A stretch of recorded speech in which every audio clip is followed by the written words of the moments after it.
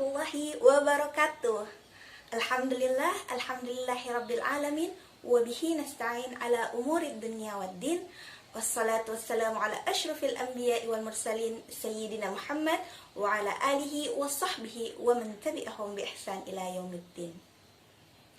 Pertama-tama marilah kita panjatkan puji syukur kita kehadiran Allah Subhanahu wa taala, karena atas berkat rahmat serta karunia-Nya lah kita masih diberikan nikmat keimanan dan keislaman. Kedua kalinya sholawat dan salam semoga tak tercurahkan kepada junjungan kita Nabi besar Muhammad sallallahu alaihi wasallam beserta keluarga, sahabat dan seluruh pengikutnya yang selalu istiqomah hingga hari kiamat. Bagaimana kabar teman-teman semua? Munira harap selalu dalam keadaan baik ya. Dalam kesempatan ini Munira ingin ngebahas mengenai pentingnya adab sebelum berilmu. Sebagaimana yang teman-teman tahu bahwa menuntut ilmu merupakan suatu hal yang wajib bagi setiap muslim. Sebagaimana sabda Nabi Muhammad SAW, "Thalabul ilmi fardhatun ala kulli muslim." Menuntut ilmu merupakan hal yang wajib bagi setiap muslim. Dan Allah juga sangat mencintai orang-orang yang berilmu. Bahkan Allah mengangkat derajat orang-orang berilmu beberapa derajat, sebagaimana yang telah difirmankan di surah Al-Mujadilah ayat 11, "Yarfa'illahu alladhina amanu minkum walladhina utu ilma darajat", yang artinya niscaya Allah akan meninggikan derajat orang-orang yang beriman di antara kamu dan orang-orang yang diberi ilmu pengetahuan beberapa derajat. Akan tetapi banyak di antara para penuntut ilmu sekarang ini lupa menyertai adab di dalamnya. Berbicara tentang adab berarti kita berbicara tentang perilaku atau sikap. Banyak di antara para penuntut ilmu di zaman sekarang menggeluti ilmu, akan tetapi mereka lupa mempelajari adab. Dapat dilihat dari para penuntut ilmu di zaman sekarang. Mereka mapan ilmunya, baik dalam ilmu hadis, ilmu fikih, ilmu tauhid, dan lainnya.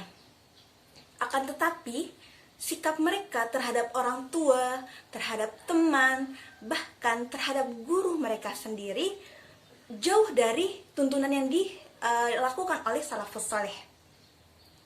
Imam Malik rahimahumullah pernah berkata, "Ta'limul adab qabla an tata'allamul ilm." Mempelajari adab sebelum mempelajari ilmu.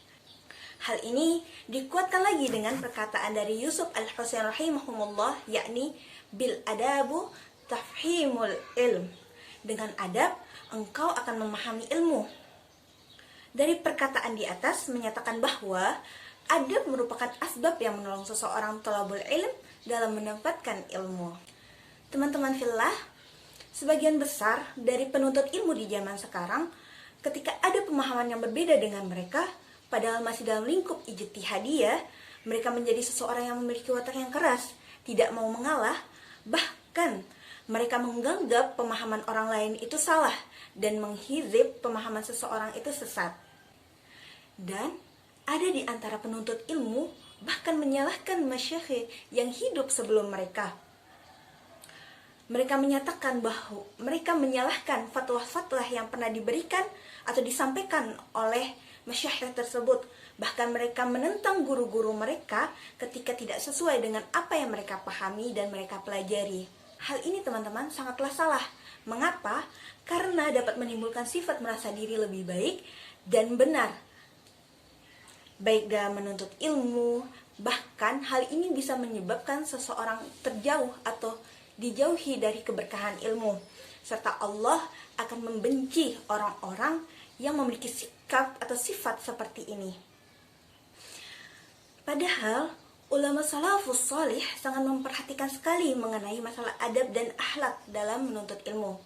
Mereka bahkan mengarahkan murid-muridnya mempelajari adab sebelum ilmu.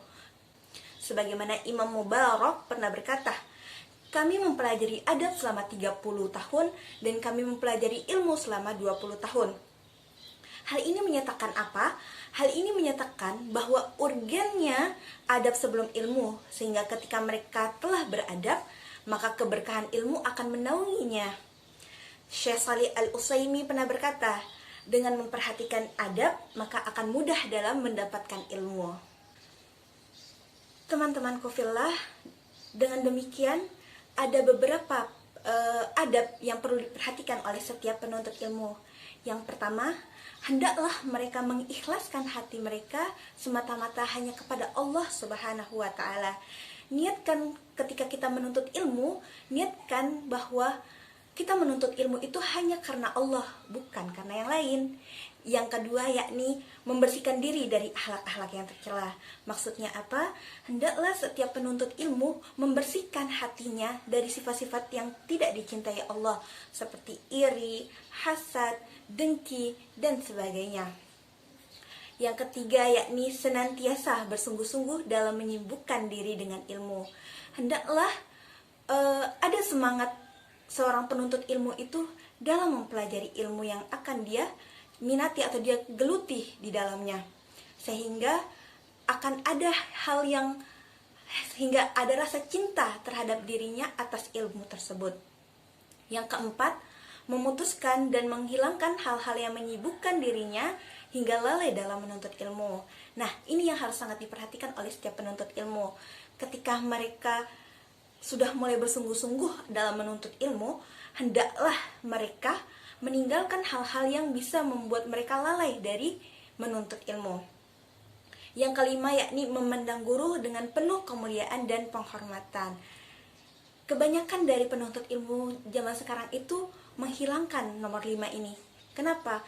Karena hampir rata-rata mereka tidak menghargai guru-guru mereka, tidak memuliakan guru-guru mereka, bahkan mereka tidak memberikan penghormatan yang sangat baik kepada gurunya.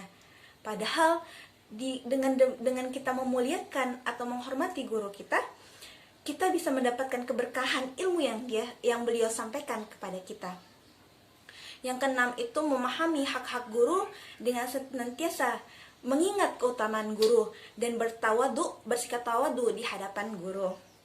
Yang ketujuh yaitu menghormati guru dengan penuh pengagungan dan berterima kasih kepada guru terhadap ilmu dan arahannya. Yang kedelapan yakni tidak malu bertanya atau meminta penjelasan mengenai hal yang belum dipahami. Untuk poin kedelapan ini saya sering banget menemuin para penuntut itu malu. Mereka malu bertanya kepada guru-guru mereka ketika mereka tidak memahami apa yang disampaikan, sehingga pas kedepannya mereka salah penyampaiannya kepada orang lain. Hal ini sangat fatal, teman-teman. Jadi ketika teman-teman masih kurang paham atau kurang memahami apa yang disampaikan oleh guru, maka jangan pernah malu untuk bertanya. Yang kesembilan yang pasti, memperbanyak doa agar Allah Ta'ala terus melimpahkan ilmunya atas kalian yang sedang menuntut ilmu. Teman-teman fillah, apabila penuntut ilmu mampu mengaplikasikan adab-adab yang tadi, insya Allah akan membukakan pintu ilmu kepada para thalabul ilm dan memberikan keberkahan terhadap ilmu yang didapatkan, sehingga ilmu ini bisa bermanfaat untuk umat manusia yang lain. Mungkin hanya ini yang bisa saya sampaikan, lebih kurangnya mohon dimaafkan. Jazakallahu khairan katsir. Assalamualaikum warahmatullahi wabarakatuh.